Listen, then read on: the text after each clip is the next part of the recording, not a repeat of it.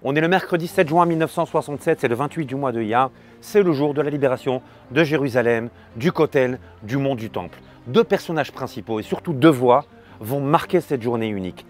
Le Rav Shlomo Goren et Mota Mordechai Gur. Le premier donc c'est Mota Gur, colonel, commandant de l'unité des parachutistes qui va libérer Jérusalem. Et sa voix, c'est celle qui annonce que le mont du Temple est entre nos mains. L'autre, c'est le Rav Shlomo Goren, le général Rav, grand rabbin de l'armée, qui marche aux côtés de Mota Gur et de ses hommes. Et sa voix, c'est celle de la bénédiction au moment où on arrive au Kotel. Et c'est aussi la voix de son chauffard. Voilà l'histoire incroyable du contrat entre le colonel des parachutistes et le grand rabbin de l'armée.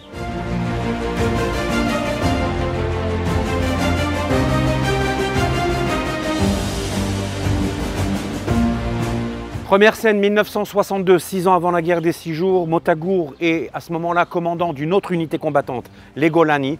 Et un jour de grande manœuvre, le Rav Goren, en tant qu'aumônier en chef de l'armée, arrive pour rencontrer les hommes, voir qu'au niveau des lois, cache-route, etc., tout est OK. Et aussi un petit peu parler aux soldats, galvaniser les troupes. Et pendant qu'il leur parle, il a tout d'un coup une envolée.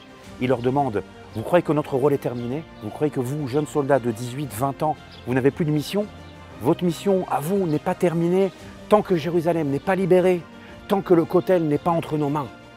À la fin de la soirée, Mota Gur accompagne le Rav Goren et il lui demande un peu gauche, un peu gêné, est-ce qu'il était sincère sur ce qu'il avait dit par rapport à Jérusalem? Et le Rav Goren lui répond, non seulement j'étais sincère, mais je ferai tout pour être aux côtés des premiers qui rentreront dans la vieille ville et qui libéreront le Kotel. Et quand Mota Gur entend ça, il lui dit, ah bon, bah si c'est comme ça, il va falloir qu'on s'entende, toi et moi.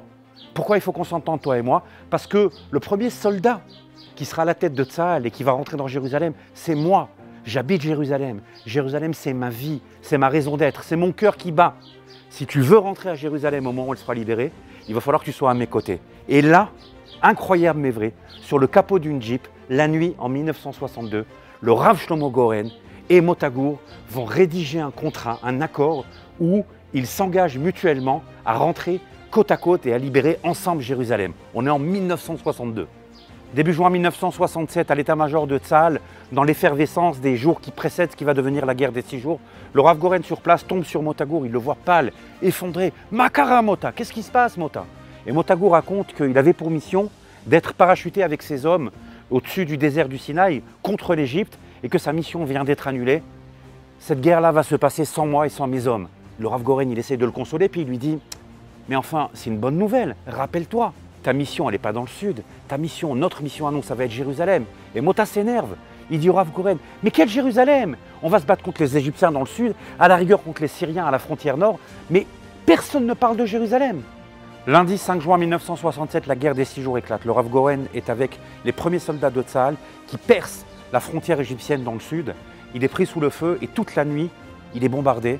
Et c'est seulement au matin qu'il arrive à rejoindre les positions israéliennes. Et quand il arrive, il apprend que, coup de théâtre, pendant la nuit, Tsahal est monté à Jérusalem et se bat à Jérusalem.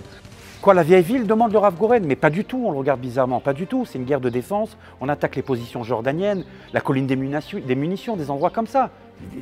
La vieille ville. Qui c'est qui est à leur tête, demande le Rav Goren. Ah, c'est les parachutistes, et Mota Gur, il est à leur tête. Le Rav Goren entend ça, il sort en fonçant et il arrive à Jérusalem. Mardi 6 juin 1967, finalement vers minuit, enfin, l'ordre tant attendu arrive. Demain matin, foncez, prendre les positions jordaniennes sur le mont des Oliviers et direction la vieille ville de Jérusalem.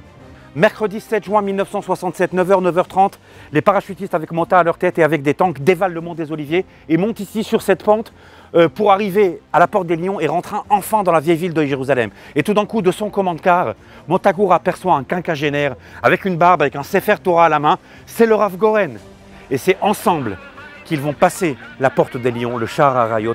C'est ensemble qu'ils vont rentrer sur le mont du Temple et c'est ensemble qu'ils vont descendre au Kotel.